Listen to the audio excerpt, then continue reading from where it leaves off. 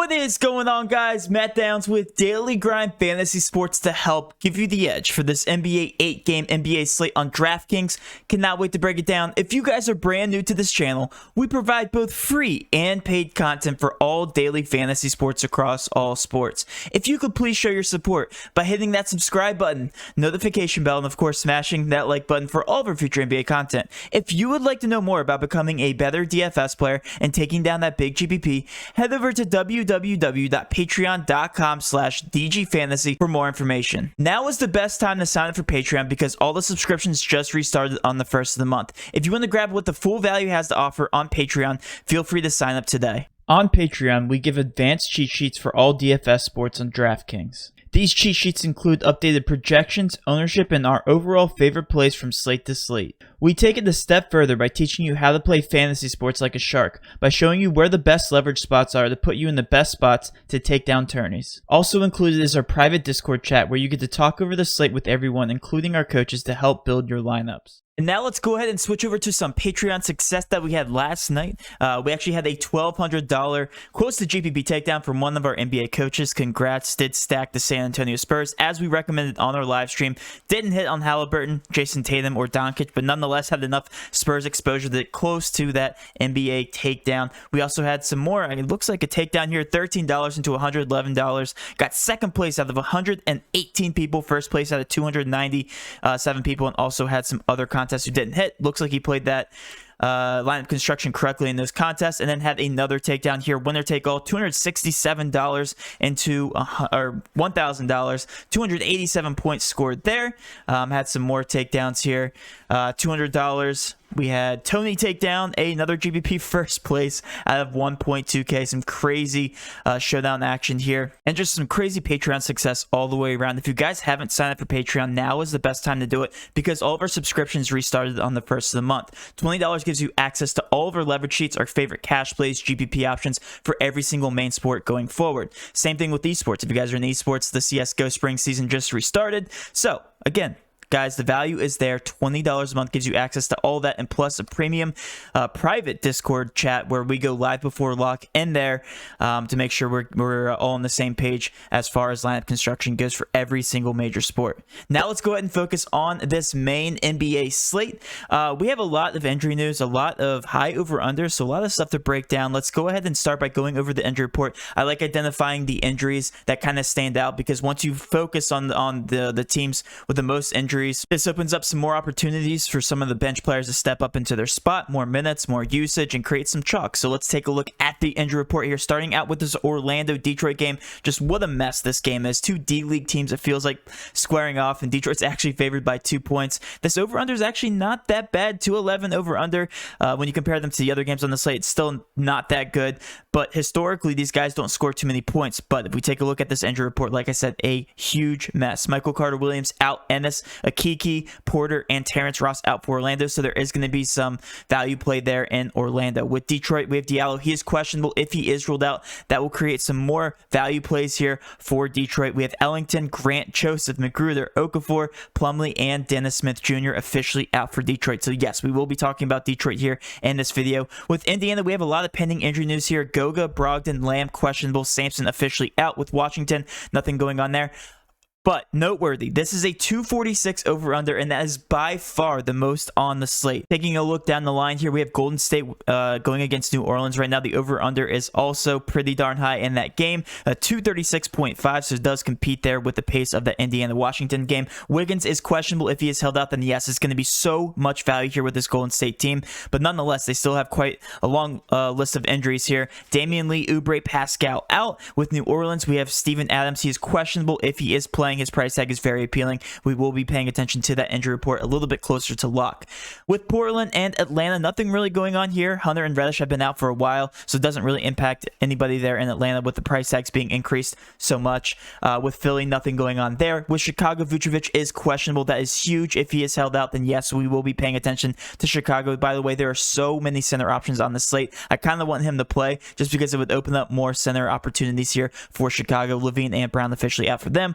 With with New York, speaking of centers that are going to be out tonight, Nerlens Noel did sprain his ankle last night, so we actually don't expect him to play tonight. Him and Mitchell Robinson will be out, so a lot of center value there in New York. Memphis, nothing going on there. With Denver, Zeke is questionable. Barton and Morris have been out for a while, so nothing really going on there, especially with the pace of this game. Only a 218.5. We know the Lakers historically are a great defensive team, but with the Lakers, we have Schroeder out and Dudley. If Caruso does start, then yes, a ton of value there in Lakerland. And then last but not least, my San Antonio Spurs look to be playing everybody tonight. We will be paying attention to them because you never know with the San Antonio Spurs. And then Utah, we have Donovan Mitchell and Conley out. All the price tags have been adjusted for Utah, but some good GPP options there in Utah. All right, let's start out by breaking down the highest over-under on the slate. This will draw some obvious chalk because Russell Westbrook happens to be in that game. He is the highest projected owned guy on the slate, 11K. Doesn't matter. He's a walking triple-double. You take the highest usage guy in that game, which happens to be Russell Westbrook, and you look the other way, he is going to be the obvious pay-up option tonight. Bradley Beal, second most obvious play in this game, 9.5K price tag and 12.8% ownership. I don't mind these guys for chalk, but if you're looking for the most obvious pay-up option on the slate, it's going to be Russell Westbrook. That's all that needs to be said about this contest. On the Indiana side, nothing really going on here too much, just because all these price tags are a little high. With everybody being back, Sabonis is expected to start and play his full lot of minutes. Right now, he's only projected at 32, so we expect him to be playing the full run of this game. 9.8K, he got an automatic price increase. Being back only a couple games here. I don't mind the price tag, but if you're looking at a more obvious option, it's going to be on the other side of the ball because we know Russell Westbrook has been an absolute tear this season, and he's definitely more of an obvious play tonight, specifically in this contest. Next on the list is going to be with the Lakers. I mentioned earlier that Schroeder is going to be out. Caruso did start last night and played 26 minutes. If he does start and play, again, those 26 minutes, yes, he's going to be mega chalk. Only 3K, bottom of the barrel price tags. If we take Schroeder and Dudley off the court and we take a look at Caruso, 0.8 fantasy points per minute. It's actually not the best fantasy point per minute output, but I don't mind him here because he is bottom of the barrel price tags. You have to save somewhere to pay it for Russell Westbrook. The rest of the LA Lakers are not going to be that obvious just because the price tags are a little too expensive. LeBron James, 10.2K, projected 34 minutes for the first time since being back, so be interesting to see if he actually plays those minutes and eats into the usage of guys like Anthony Davis, Kyle Kuzma, and all the other superstars here on this roster. But if you're talking about cash options, Caruso will be the most obvious option from this team. Next on the list, we talked about the valued center play here in New York with Mitchell Robinson and both Nerlens Noel expected not to play.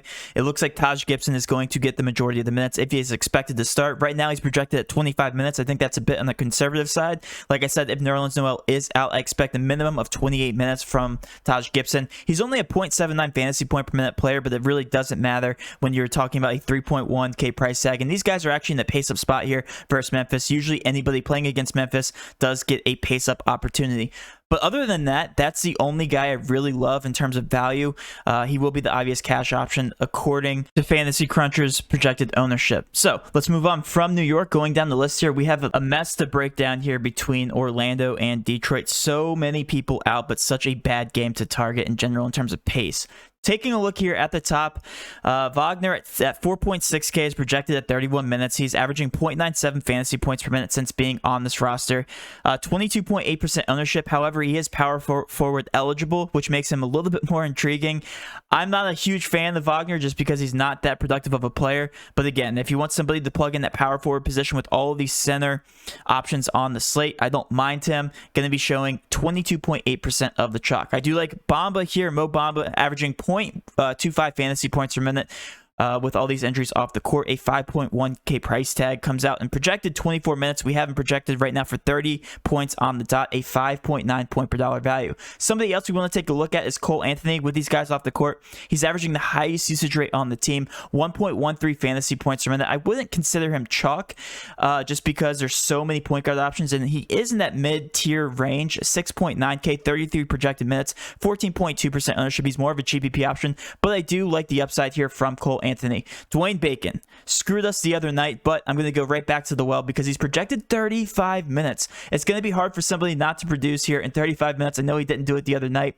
Still projected 0.75 fantasy points per minute. Just a tremendous amount of upside here with the amount of minutes playing. He has projected the most minutes on this team, 12.2% ownership, so definitely more GPP worthy, but I love the upside here from Dwayne Bacon. Same thing with Gary Harris, also projected 32 minutes, averaging the exact same fantasy points per minute as Dwayne Bacon, 0.75. So take a stab at either one of these guys. Gary Harris is cheaper. Dwayne Bacon's a little bit more, but he's also projected more minutes. Guys you can throw into the mix are going to be RJ Hampton and Wendell Carter Jr. for GPP. But if you're talking about just cash, I'm going to be considering Wagner here, the only cash viable guy from this team, because he is power forward eligible and easy for the lineup construction.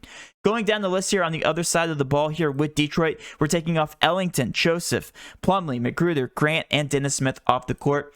Let's see what that does to the usage rate on this team. Right now, Josh Jackson is projected the highest owned guy here on this roster. They are projected to win by 2 points. This is expected to be a competitive contest. So when you take that in consideration, somebody like Josh Jackson averaging 1.06 fantasy points per minute and 31 projected minutes at a 5.6K price tag comes out to the best point per dollar value here on this team. A 5.6 point per dollar value. Also, guys, runners up here in terms of value is going to be Isaiah Stewart, a 6.3K price tag, 30 projected minutes, and a 22% ownership. He's also cash viable at a 5.1 point per dollar value. Sadiq Bey also averaging 0.88 fantasy points per minute with these guys off the court. Not a huge fan of him, but he is projected the most minutes, so he does have a decent amount of upside. Going to consider him more for GPPs. And then there are 2 point guards really flying under the radar for me, just not showing that much of ownership, but whoever's starting for this Detroit roster really should be in a great spot because they're both not that bad fantasy point per minute wise. If we take a look at the chart, Killian Hayes is averaging 0.97 fantasy points per minute. If we continue down the roster, if I can find him, Hayes and Frank Jackson, there he is, 0.91 fantasy points per minute. So they're not that bad. They're actually pretty productive when given the minutes. So right now, Frank Jackson is projected 30 minutes. We have him projected at 27.3 points and a 5.8 point per dollar value, which is actually tied for the highest on this roster with Killian Hayes at a 5.2K price tag, projected 1 more minute than him. We have him penned for 30.07 points and a 5.8 point per dollar value as well. Killian Hayes did play 32 minutes, so he's going to probably take priority for me just because of the minutes upside. But nonetheless, all these guys look very, very good. In terms of cash, you're going to be going with the obvious ones, the projected starters, Josh Jackson, Isaiah Stewart, and then Sadiq Bey from Sadiq Bey down here on the roster are going to be more GPP options. I want to talk about one last team here, and that's with Golden State. Golden State is without Damian Lee, Kelly Oubre, and also Pascal. So when you take those guys off the court, it does present some value plays here. Jordan Poole averaging 1.11 fantasy points per minute and 25 projected minutes. He's going to probably be one of my favorite GPP options on the slate. He did play exactly 25 minutes in his last contest and got 34.25 points. We really have to be paying attention to this team because also Andrew Wiggins is questionable. If he is held out, then yes, it's going to open up a lot more minutes for guys like JTA, Kent Bazemore. I'd like them a lot more if Andrew Wiggins is held out. But those guys are definitely going to be more GPP viable. And that will wrap up my video, guys. Hopefully you did enjoy this video. If you did, please do hit that subscription button, notification bell, and of course, smash that like button for all of our future NBA content. With all that being said, have a great rest of your day, and let's cash.